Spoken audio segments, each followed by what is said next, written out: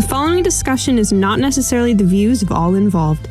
The goal is to start open and honest discussion in the Christian worldview. Like all things, weigh what you hear with what you know and join us in our pursuit for the truth. Enjoy the podcast.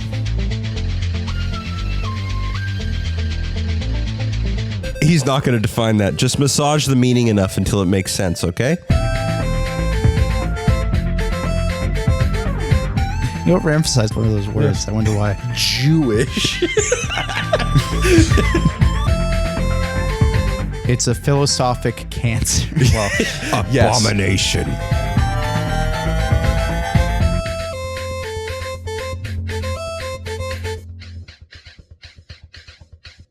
All right, I'd like to welcome everyone to the Second Rate Saints podcast. I'm one of your hosts, Caleb. To my left is... I am Colton, and to my left is Josh. To my left. It's me, Caleb. We are missing two members. Didn't mention the shape this time. I specifically made eye contact with Colton, and then I was like, I won't bring up that we're in a triangle. Which inevitably we did bring up we're in a triangle. But we're missing two members, right? Yes, we are missing both Joel and Colton / no, me. You're Colton. I was waiting for it.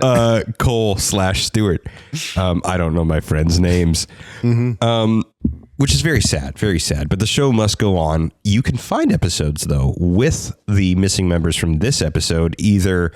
Scroll up in this feed if you're listening to us on Spotify or on Apple Podcast, or you can actually probably look around what topics we've done best on YouTube. You can also find more stuff that we do on our website, www.secondраtesaints.com.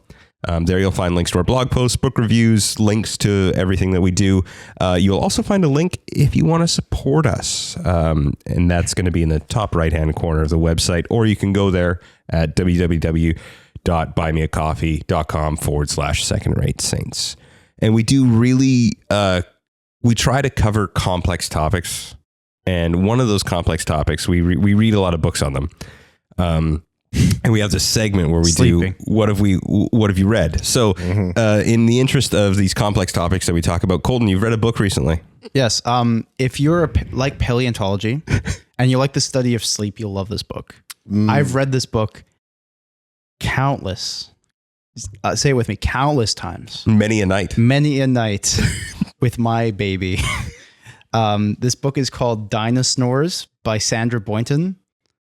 Yes, her name is Boynton. I think it's a very funny last name, but Dinosaurs is not an intellectual book. It's about 10 pages long, but it's about lulling your baby to sleep. The dinosaurs they wear pajamas and they all collectively start going to bed once it gets nighttime. And then when they fall asleep, they all snore very, very loudly. And the narrator, Bunny, at the end says, I'm glad I don't live anywhere close to those guys. That kind of thing. One of the things, so this book's a little Biblical. different. Oh, yeah, there you go. This book has no theological grounding that I can think of, except for dinosaurs and gap theory. But True. Thank you. The reason I brought up this book is because I think it's a fun book. It's a good book for little babies. If you have a little baby, it's fun. The baby loves the pictures. I don't think they understand the words. Well, but I can tell with my little one that there are some books she does not care. Boring, too wordy, not wordy enough, skips over pictures too quickly. The cadence of the words, prose, if we want to say. Whoa. The prose. It's weird saying this about a baby book. But, we're taking this very seriously. Hey, this you is told really me to good. review the book. I did. I thought we were kind of like going to do a little joke do a thing. meme, but I'm leaning into it. Yeah. Dinosaurs, which is my favorite book nowadays, is the prose the sentences are long enough and rhyme well enough that then the baby has enough time to look at the pages and take them in, and also to listen to me and what I have to say. I find the baby going back and forth from reading the page to looking at me and how I say the words. It also makes it easy for the parent to change the wording every night so that you can emphasize certain things, change it up a little bit so it doesn't become too monotonous and boring, like some of the other books we have. So I don't know. This was kind of a joke review, but I turned it into. But you gave it an honest review. Yeah. In also- terms of out of five snores, I give it 4 Z's. So Also- Zs. Sorry, Canadian. You mentioned that your daughter appreciates the pictures. She which- loves the pictures. She loves the pictures. She, like I, appreciate covers and good art. Yeah, except she can see them because she's not colorblind. Anyway, Wow. here is the picture, Yeah. Josh. 4.5 out of 5, dude. So this is higher than like half of the good books we've actually covered that Yeah, are for because good adults. books don't always have good covers. Only beaten by James M. Hamilton Jr.'s typology. That's true. The best thing about this front page is that you can open. It has like a little window, so you can open up and then see all the dinosaurs in Dude, it. that's so cool. It is so cool. I wish I had one of these for my theology books. You wish there was a photo of like the cover was like Adam to Jesus, and it has Adam on the front, and if you opened it up, it shows Jesus on the other side. Wow. That actually doesn't seem like a bad idea. Anyway, that has been Dinosaurs by Sandra Boynton. Sorry, it's hard to take it seriously. Art. Anyway, We dropped Hey, some real hey, knowledge on hey. you. we're getting knowledge, huh? That is art. Okay, beauty. It is beauty. We have more serious books coming, but until then, you might get more of these. Some serious wisdom being dropped. Ooh. Wait, wisdom. Isn't that what we're talking about today? We're talking about True wisdom? knowledge. Oh, even better. Knowledge. Sorry, I can't say it with that guy's voice. Yeah, Knowledge. there was and is a quote unquote heresy in the early church. Mhm. Written about by many a church father, Mhm. called Gnosticism. And it's something that people have actually asked that we cover since our 100th episode. So it's been a while. We're going to do a little series on Gnosticism. This is just a blanket introduction. Mhm. Does anybody want to break down why is it called Gnosticism? What does that mean? Nous. Noose. Gnos. Yeah, sorry. Nous is mind. Sorry about that. Yes, nous mind, gnosis, knowledge. Thank you. The where we get the word knowledge from after a long Knowledge. string of etymological transformations from Greek into German into English. Mhm. And so this group of people believed that salvation was found in secret knowledge through special revelation, not special revelation in the Christian theological sense, where we receive a revelation from God, i.e. Jesus and the gospel, which is salvific, which is, as Paul would say, plain to everybody, and Mhm. you're able to see it. The church doesn't hide it. It's presented everywhere. The mystery of Christ is the forefront of Christianity, not a hidden room behind. Whereas within Gnostic circles, of which there are many variations, many chaotic patterns that branch off of each other, and maybe are not connected at some point, believe that there is a secret knowledge. And you can see remnants of this idea or continuations or variations or similarities in cults. Yep. Where you see like Scientologists, where they have to continue to pay or to level up in which circle they are in, so that they can eventually get to the deeper knowledge, the truer form of what the cult is presenting, and realizing that the intro stuff is probably a lie. You see the same thing with more Freemasonry, where you have 33rd degrees. You have 33 degrees of Master Mason, and when you reach 33rd degree, you know the truth. Right. Same with other cults. There's what they tell you, and then there's what you find out. Mhm. Gnosticism is the big term for this and many other concepts, but this being the one that people often face. This is what people Yeah. in, I think, the general sphere of historical study of theology and stuff, they just say Gnosticism is covering all of these things. Yeah. Which there's, to say that modern Gnosticism and old Gnosticism, calling them Gnosticism, isn't necessarily wrong. It is a bit historical. There are differences, obviously. Major differences. Yes. Yeah. And there's also a lot of disagreement. Yeah. Yeah. I think if I can ask us moving forward, if we want to talk about Gnosticism in the modern day, can we say neo-Gnosticism? Yeah, or modern Gnosticism or something like that. Because there's a big distinction between the two. Well, I would say there's two types. When we say Gnosticism, there's two ideas. There's Gnosticism, the group Gnostics, often the around the same time as Rome, early church fathers, later developments of Christianity, paralleling with its growth. The first 3 centuries, in especially the year of our Lord. Yes, and then there's the Nicaea. There's the Council of Nicaea bigger so G Gnosticism, because it starts with a G, where you've got this general ethic that appears in the, as Caleb said, the DLCs of other religions. That's community content, not DLC. There's this frame. There's this. I agree with that. Yeah. There's this deconstruction or abnormality or cancer that appears on every religion or belief group that syncretism, has my similar favorite. Underlying principles that Christian Gnosticism has. And so there's a general ethic of Gnosticism that underlies human behavior systems related to revelation and how that's understood. Would it be fair to say that that type of Gnosticism is what we consider to be like syncretism with Christianity and culture? Or more specific than that? I think there's the origins of Gnosticism are heavily debated. Yep.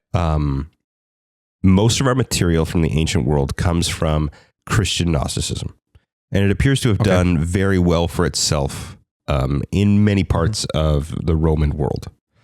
You do find, though, in some parts where you have a Jewish form of Gnosticism. Yep. And then elsewhere you even find a pagan like latchings. And so it appears to be more of a pattern of thought regarding revelation and the not mixed, the book, but general like revelation as in the word of God being sent. as an idea, as if there is revealing, right?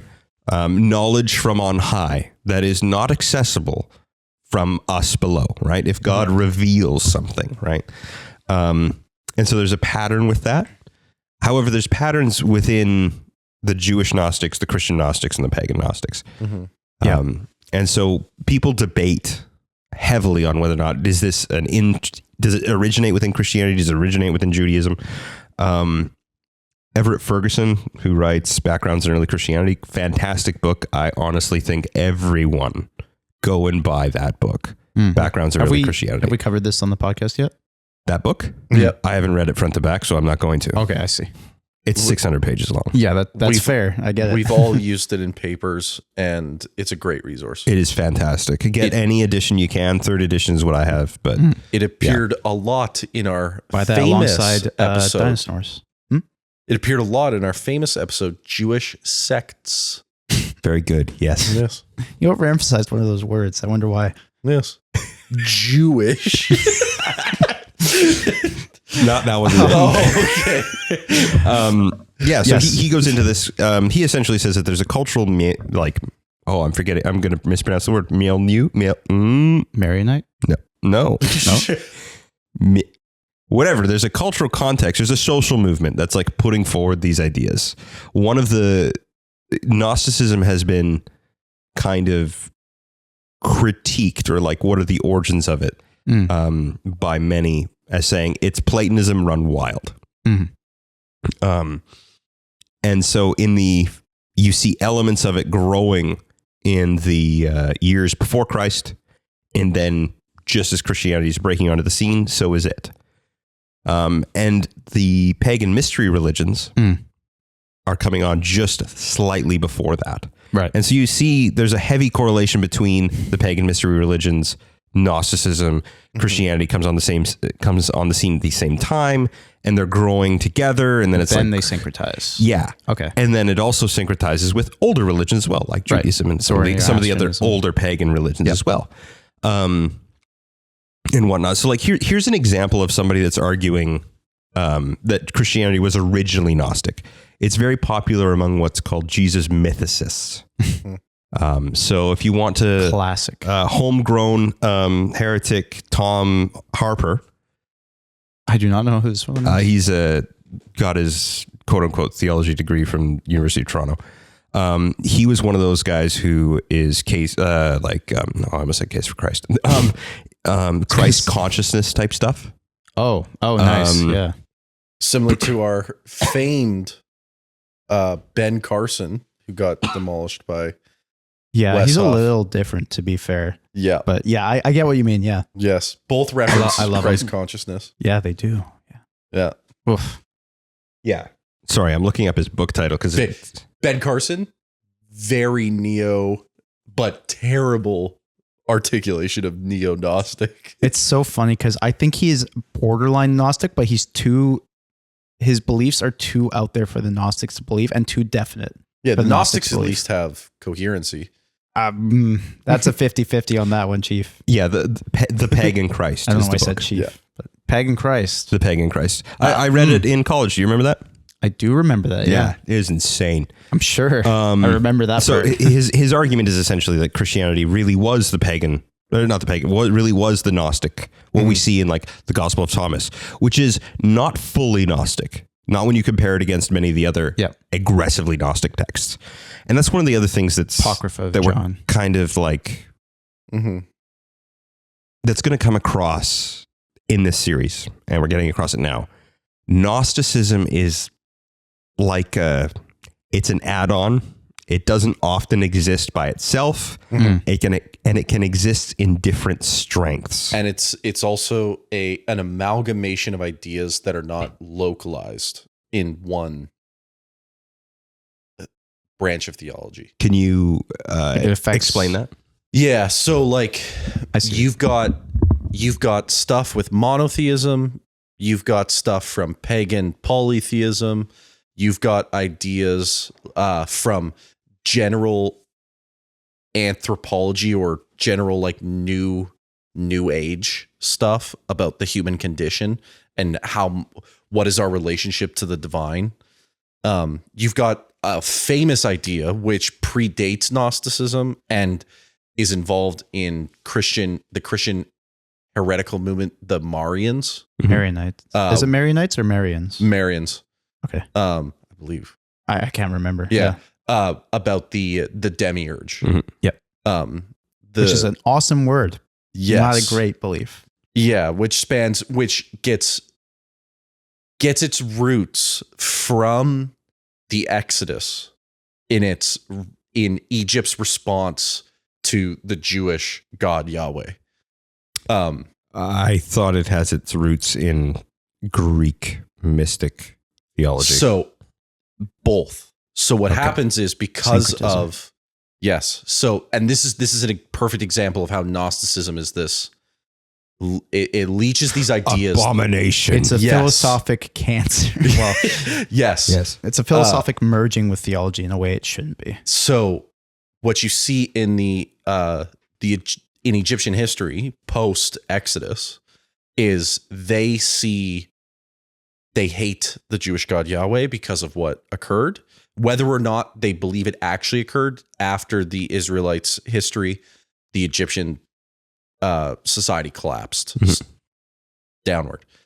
They, through their hatred of Israel, started associating, because of the Bible's already association, God with Baal, and Baal with the Egyptian god Set.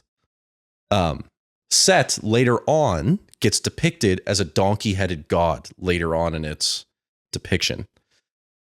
They state through their propaganda against the Jewish God that he is this destructive, omnipotent force, which then, when Rome comes online, gets taken, mixed with this mystical being that Plato presents, which is the demiurge, Okay. mixed together.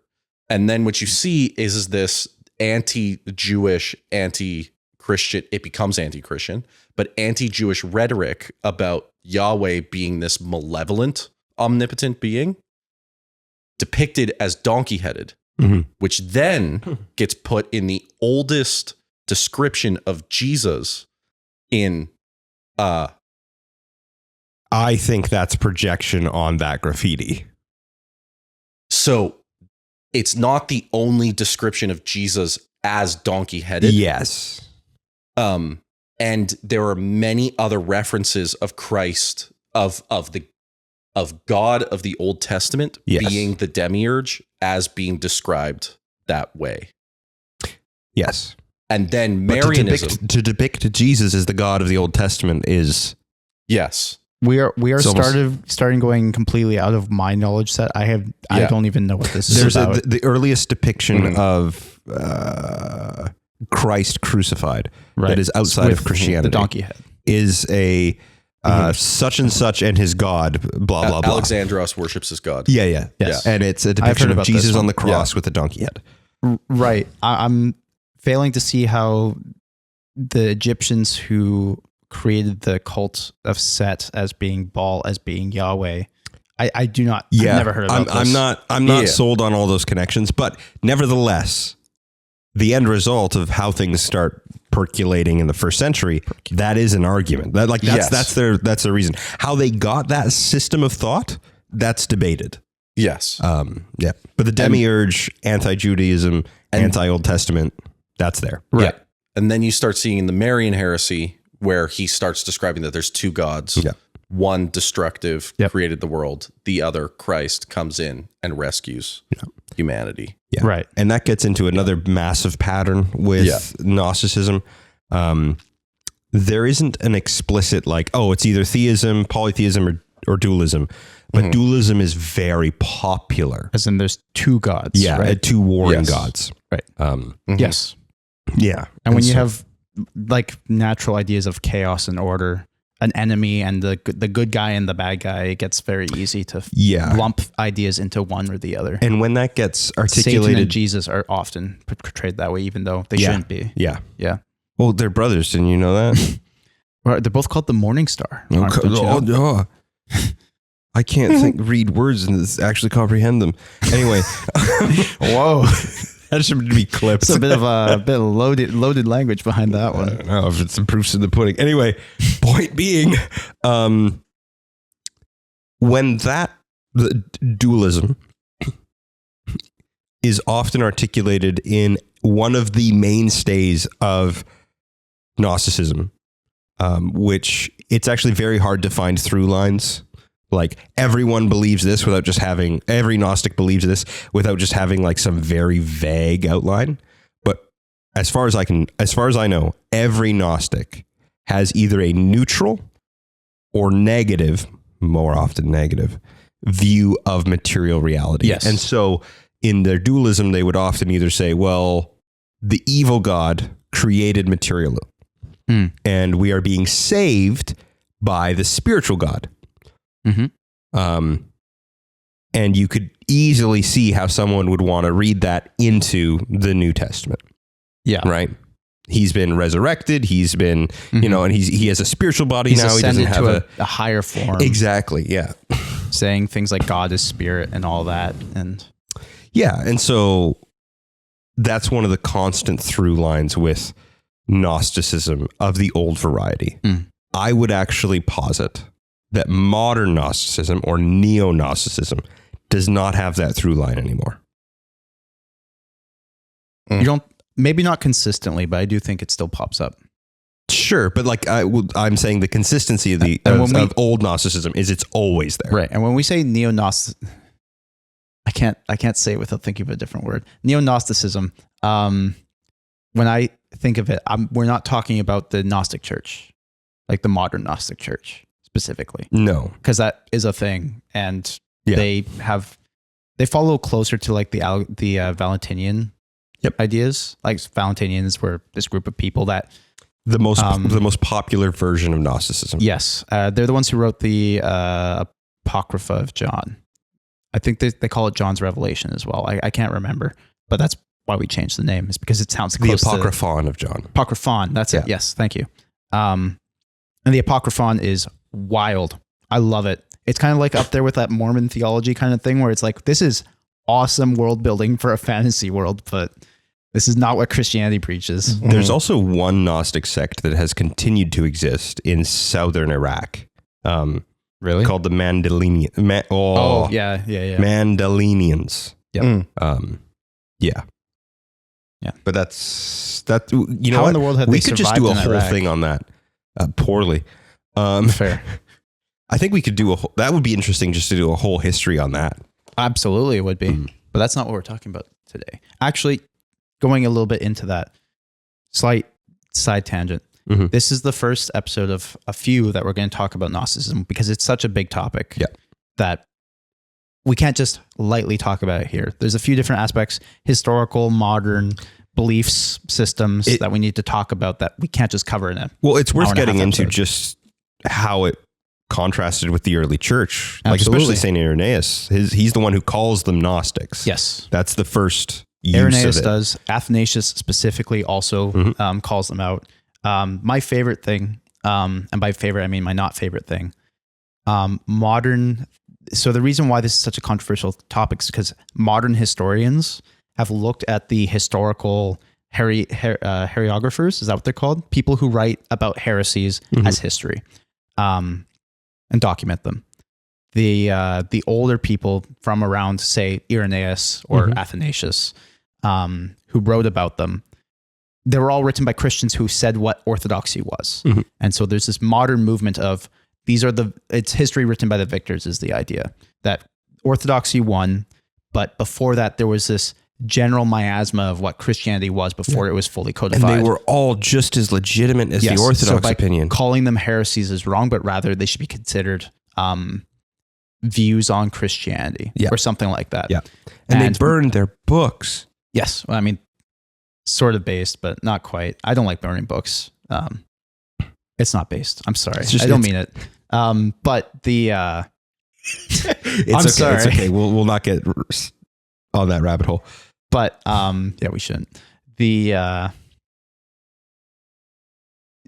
We obviously here think that orthodoxy is a thing and was a thing even before Nicaea. It wasn't just Nicaea who came along and said, hey, no, now you have to believe our way. You guys are all wrong now. That was what the church was. Yep. And these heresies that had popped up were homegrown and small and not great. And this is explicitly what the people at I believe it's Chalcedon, not Nicaea, held to when they read Leo's tome. Their reaction to it. That's Pope Leo's tome. Yeah. Their reaction is, this is the faith of the fathers. Yeah. Not, this is the best way to understand this thing that we're trying to figure out. Yeah. It's no, this is the faith that was once handed down. Yep. Right? As Jude says. And the biggest, I think, in my opinion, the biggest proof as to why that way of looking at the Bible is wrong is because so many inventions had to be added onto the Bible for that worldview to exist. Reading the Bible on its own terms from the original people who actually made the religion, like they do not agree with the Gnostics. Yeah. They do not portray a world that the Gnostics say is actually coming from Christ. Yeah, this gets into later, like 200 years later inventions, or even 50 years later. No, it's I would say it's actually at the same time. Right. But what it is it's. Sorry, you haven't talked for a while, and it looks like you had multiple things to comment on. I was gonna ask us to discuss a part of Scripture. Yeah, which part? That's a good idea. The people will try and make a connection between when Paul states there are those who present a special knowledge. Yeah. Would we argue that Paul doesn't have the term for them, but is confronting a version of Gnosticism? I would argue explicitly yes. Okay. I would also argue yes, although I think you can wiggle out of it for sure. I would still say yes. I believe in a paper that I wrote, I said proto-Gnostic. Yeah, and I think as you go later in the years of the biblical authors, they get more and more explicit with the reasons for why they're arguing what they argue. People even say that John wrote his gospel with that argument for the beginning. Yeah. Whether or not it's true doesn't really matter. It argues against it either way. Elements that would then become mainstays of Christian Gnosticism in the 2nd century, such as the denial of Jesus's body, the denial of his physical resurrection, denial of his union with God as well. I don't like, at least for the Valentinians, they believe for the Valentinians, which were the most common. Sure. Yeah. And many Gnostics, even in that time, believed in the aeons. What is it? The eons. And other ideas similar to that of sub-deities that are personifications of the greater will that is the God that is unknowable. And so Jesus is one of those. But at least that's the argument. But we're not getting into that right now. Yeah. What were you going to bring up before? I forgot. Okay. So I guess it doesn't matter. Well, we've talked about special knowledge as the path to salvation, specific weird dualistic beliefs about deities and the origin of humanity. We can then also talk about one of the other defining characteristics, which is the flesh bad, mental, psyche, or spiritual good. We did lightly. There's another slightly side aspect attached to that we haven't talked about, which is the denial of a knowable God. True, like, different words are used: wisdom, logos, whatever you want to use. This unknowable deistic deity that you could never fully comprehend or even begin to understand. Unpersonable, characterable, whatever. Still, like, intellectual, like, understands. But then you get into that sort of panentheistic kind of aspect of one that all things are steeped in, but it's actually completely separated and removed from as well. It's a graduated form of Plato's God. Yes. And the realm of forms as well. Yeah. Yeah. It's not all of the Gnostic heresies don't all believe in an unpersonable God. Because then you get into, like, the will of the God is the wisdom itself and stuff like that. But in terms of how God, big G God, you got a little bit into how it's a very negative force. At least what one I've of the seen, articulations. right? At least from what I've seen, is that it's either negative or unknowable, unapproachable. Which, I mean, isn't too different from the Christian, except for that with the Christian one is that God chose to then approach, which is a big difference. Yeah. We know. Well, it also depends if you're Western or Eastern regarding this and the whole beatific vision and essence energy stuff. Like, yeah. Anyway, at least we can all agree that Christ came to earth to reveal God. Yes. Which is him approaching. Okay. That's, even if it wasn't separate that much to begin with, it doesn't matter. He took an extra step. All right. Yeah. He's that great. God's pretty good. Gnostic God, not so good. In fact, when we're talking about things like the denial of reality, one of the denial of reality. Well, it sort of is that reality is not only not good, but a mistake. And so because the great God is so above everything, that even reality itself, depending on the I keep saying depending on the definition because of so many different ideas within Gnosticism, quote unquote Gnosticism, believe different things, that they don't necessarily believe that God himself created the world, but rather that some of those lower, what I called eons, these lower gods or personifications of an aspect of God, much like the realm of forms for Plato and stuff like that, that one of them, usually I've heard it's wisdom, that created it on accident, on purpose, but created a very manipulated and terrible form of reality that was gross and disgusting. And actually, that's not what world's supposed to be. But then souls kept getting attracted there or something similar to that. Yeah. And now they need to be separated from that world. Yeah. They need to receive a special knowledge, a gnosis, a Gnostic kind of idea, that they must ascend through this special knowledge of a God or the God. And you see giving it to them. And you see a parallel in that idea of Sophia, wisdom, making the world on the behalf of or with this supreme deity in Proverbs. Where wisdom makes the world with God. Which is why I love the beginning of John so much. Why I brought it up earlier, because it's very against that idea. Yeah. So before I think it's people will say, okay, that's cool, whatever. I'm not going to read Tom Harper It might not be Tom. Whatever. Harper, Peg, Stephen and Christ. Harper. Yeah. Say Stephen Crowder. Stephen Harper. Oh, Stephen Crowder. and all these heresies are dead. So like, why does it matter? Right. What are some, I can think of two. I can think of two. But what are some instances of not full-blown Gnosticism, but where Gnostic tendencies are common inside the church? Can I say my extreme ones, or should we let Josh pick first? You can take one of mine, Josh. It's can okay. I say one that's going to get us canceled? Yes. Depends how canceled you want us Do to it. get. There's a similar ethic within the trans movement. Oh, He's wow. Okay. The 'Cause idea that the mind is superior to the body, and Denial that- of the flesh. and it's you're denying the material reality. Interesting, because I think that would be considered not. I don't think people would ever say that or want you to ever say that. Correct. That's Yeah. why this episode is going to get stricken down. Okay, that's even more. Well, that might be just as extreme as what I was going to say. I will say, one can allegedly argue that that is the case. Okay, And we have the disclaimer at the front of the episode. there you go. He's right, by the way. Yeah. That's true. Thank goodness. One of mine is communism. The other one's deism, but deism, I think, is if you don't know, deism is it's a more of an old belief, 1800s idea. It kind of died around the 1900s in the First World War, but the idea of like an unknowable God, sort of, and that God's not personable. However, it's still the Christian God, so it gets a little weird. I don't really understand deism, to be honest. It's more of a philosophy than it's a religion. Yeah. But communism, I will not go into full detail. I'm just going to say it.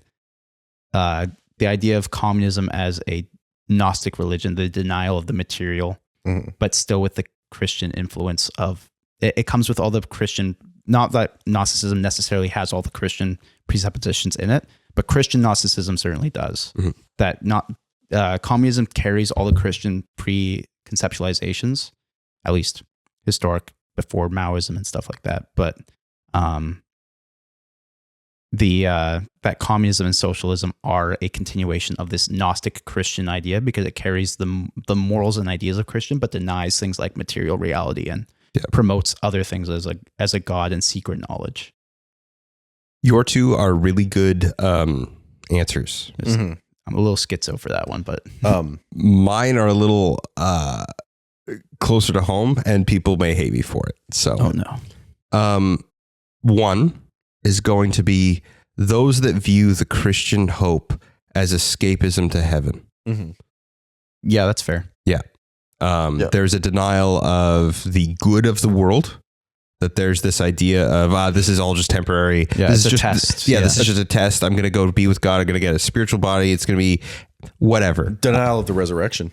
Yeah. Well, it kind of it ends up getting there. It doesn't often flat out say that. Yeah, or at least just doesn't think about it. It just doesn't. Yeah. Functionally so. And then the other is, I would say, unique to Protestantism, and right in the Reformation, Protestants fought against it. It is, does your knowledge of justification by faith alone save, or does your relationship with and faith in Christ save?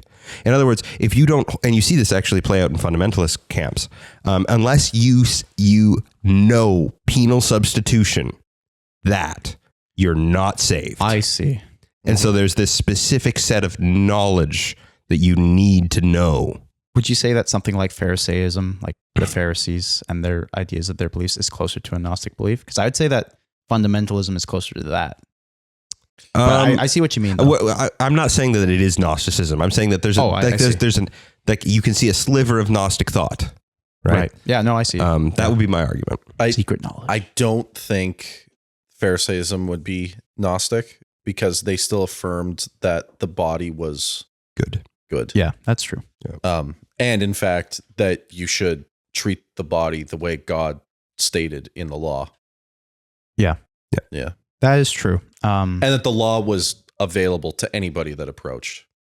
Right. It wasn't like if somebody did want to become Jewish, as hard as it may have been, they could be a God-fearer. Mm-hmm. Yeah, and that's the exact same argument that I would use on why even the most rabid fundamentalists would not be. That's not Gnosticism. Yeah. It's just there's this sliver of you have to have the correct knowledge to be saved. I see. And there's an element of that's like even in the New Testament. There's like unless they hear the word of God and know, like how would they know unless they hear? Well, right? and then so there's a sliver of this like no, but revelation does have to be known, right? And so. For sure. But there's a way in which in Gnostic circles, it's kept secret. Yeah. Whereas Christianity. Or it's the knowledge itself that saves. Yeah. Right. And sometimes there's the people, words even in power. the Christian world. Yeah. That have you have to have the right knowledge of how you're saved to be saved. Mm. If you want a book on that, fantastic book. Richard Hooker's A Learned Discourse on Justification. It is beautiful. Also, straight out of the Reformation, beautiful, right from. Yeah. Also, one chapter in Why I'm Protestant by Gavin Orland. So he talks about that as well. We've also got modern conspiracy theory culture is similar. So you've got ideas, not all conspiracy theories, because not all conspiracy theories are wrong. Jokes. Okay, Josh. Well, are they just wait. Okay.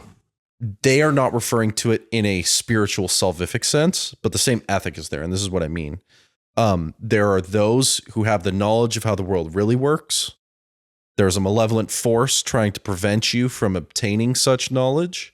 And by obtaining such knowledge, you can oppose and be free of such problems. You see that a lot with the UFO community. So, right. Do you think there's a religious aspect to that? I think people have made it religious. Like personally, they've made it religious. Yeah, I don't disagree. Yeah. Interesting, because I think conspiracy theories like that always lead to a similar sort of thought that's not very good. Yeah. I think that if we begin to use the term, even in my own approach, even my own use of the term, if we begin to use this term Gnostic like this, it'll begin to lose its meaning. Right. Yep. And so maybe on our exploration, we'll get a little more defined with our terms in order to help explore this topic. Yeah. And that's why I presented the idea at the beginning. There's Gnosticism, and then there's the bigger overarching thought that is an ethic that attaches itself to every belief system. Well, a large part of all belief systems and all philosophies is this idea of logic being the primary, or not even primary, is a main aspect of human condition. And more than that, there's a purity that comes with logic that doesn't come with the rest of the world. You see that in a lot of like Socratic stuff and even the Stoic stuff.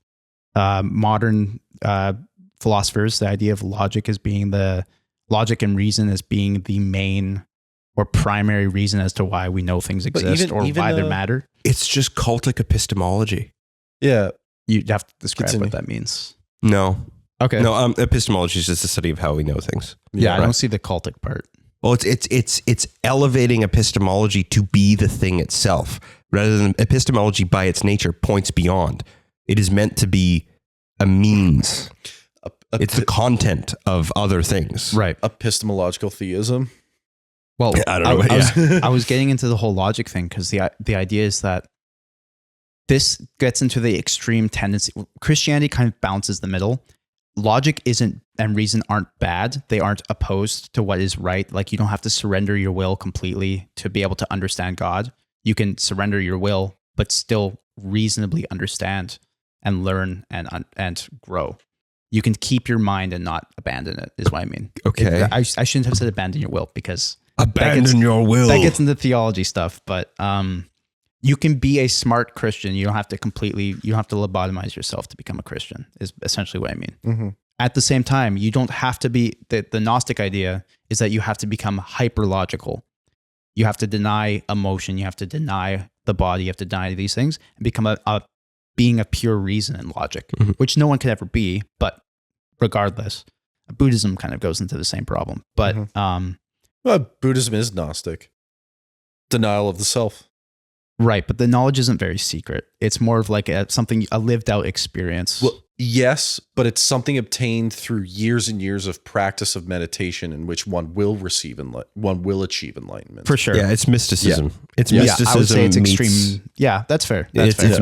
It's nope, I'm going to save that for later. Do it. No. Gnosticism and other, not even just Gnosticism, but what we're talking about these things is that the personal self logic and reason and understanding trumps and actually has a sort of religious value to it, that it itself becomes primary. So deism is the same problem. It promotes philosophy and understanding over things like revelation and outside influence. That's what I mean by the cult of phenomenology. There you go. Yeah, it is. Sure. Or not phenomenology, the cult of epistemology. Okay. It is the thing in of itself. Become the... Yeah. I see. Yeah. With Gnosticism, it depends on which group and what time period we're talking about. Sometimes it's about the knowledge itself, like you have to have the specific knowledge, and more it's about distancing your mind from the rest of the world. So it's not a specific knowledge necessarily, but rather the general idea of becoming truly free, logically and stuff, which is not just a Gnostic heresy, but just I would say it's a human condition problem. That we try to distance ourselves and separate the evil that we see in the world from the good that we think that we produce because we can only experience ourselves. I ain't going to lie. I'm going to say something that's going to get me in trouble by everyone, and I haven't read it anywhere, and so it's going to be wrong. To me, I think the Desert Fathers flirt with this. I know too little about them, so I wouldn't be able to say anything. Joel would kill you right now. I was just going to say it scientism. The religion of science. Scientism, and, yep. Or science. Evolutionary humanism also falls under these categories. General humanism sort of goes into this. General humanism. I'm sorry. Yes. Commander humanism. I think that philosophy as a mainstay of culture, like the main thing of culture, that's sort of why communism is sort of turns to that, I think, as well. By nature, if we want to say it, all things are, what is it, Josh? Theoskesis. Theoskesis. All things are theoskesis. You want to break that down for us, Colton? Everything is in relation to God, whether on purpose or like from our side, it's whether we acknowledge it or not, we have some relationship. Everything has some relationship to God. Gnosticism is a way of trying to become the Tower of Babel and force our way to God. That's so good. Thank you. We try to manufacture God through logic, reason, and the buildings that we create, and all it does is confuse. All it does is separate us further from God. Gnostics are just a bunch of Nimrods. Create. That's funny. Create. It just causes a bunch of people to babble. Sophistry. Yes. It is sophistry. And then we get back to the demiurge. Full circle, boys. Which, so people know, demiurge or demagogue refers to as someone who speaks without reason. Right. So, is a demiurge speaks without reason? I thought demiurge was the evil god, like the malevolent god. Demiurge, it means I could be wrong. Crafter, constructor. Oh. Yeah, being responsible for the creation of the universe. So maker or creator. So God, I've only ever seen it. If you were to translate certain passages in the Bible, it could just refer to God as demiurge because he is maker or Christ. Yeah. But that does sound cool, doesn't it? But demagogue, which the demiurge is often related to, is just a blabberer without. This is a live looking up on Google. Yeah. A demagogue is a political leader who seeks support by appealing to the desires and the prejudices of ordinary people rather than using rational arguments. That's also the modern definition. Yes. Right. In the Greek original, someone that just speaks and nothing comes out. Just noise. Yeah. What's his name? Eliyahu? Huh? From Job? What's his name? Yes. Yeah. Yeah. I love Job. Job's a great story. Mhm. And the Bible is great, which is why we shouldn't be looking to extra texts as to why who Christ actually is. Holy moly. I feel like you could build the best commentary on Gnosticism out of Job. Mhm. But that's an intuition jump, and I don't know why. I'll get back to you on that. My intuition also goes there, but I don't know if it's talking about that specifically. I think no. Yeah. So no, I think but like I mean, from a canonical, if you're going to do like whole canon theology, which as biblical theologians we're normally just don't like. The place you could go is God appears demagogish in the beginning when he's setting up Job for this destructive end. And then on his friends are just going around saying, "No, I have the answer." Yes. And he's just like, "Nah." And God doesn't tell him some specific knowledge. He says, trust. Yeah. Because they're, yeah. Which is very antithetical to Gnostic ideas. Yes. Absolutely. And specifically, he's not seeking destruction. He's seeking order and truth and unity and love. And something greater than that was before. Yeah. But as it sounds like we're rounding off a little bit, unless there's something someone else wants to say, I think the focus of these episodes isn't to say, haha, Gnostics are so silly. I might do that though. I'm sure we will. The point is to show the ideas of Gnosticism, the points that they make. It's not as much about what is specifically said, but more the ideas that form them that we need to be careful for. Because modern Gnosticism does exist. Modern ideas of Gnostics that base human urge to create something out of nothing and to logic your way into being saved is not good. The idea of secret knowledge in Gnosticism isn't too different from trying to wrest control from God, your own salvation. And we have to be careful with actual beliefs that are held even modern days that try to do that. All things are in surrender to God. That's how salvation works. Yes.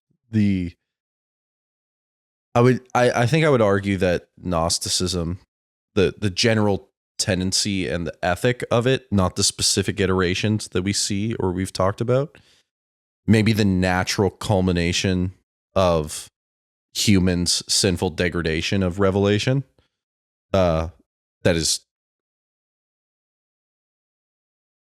will obviously occur and may even be, in a grand way, the anti-religion, the great lie that humanity always goes to as opposed to the truth. Yeah. No, that's Arianism.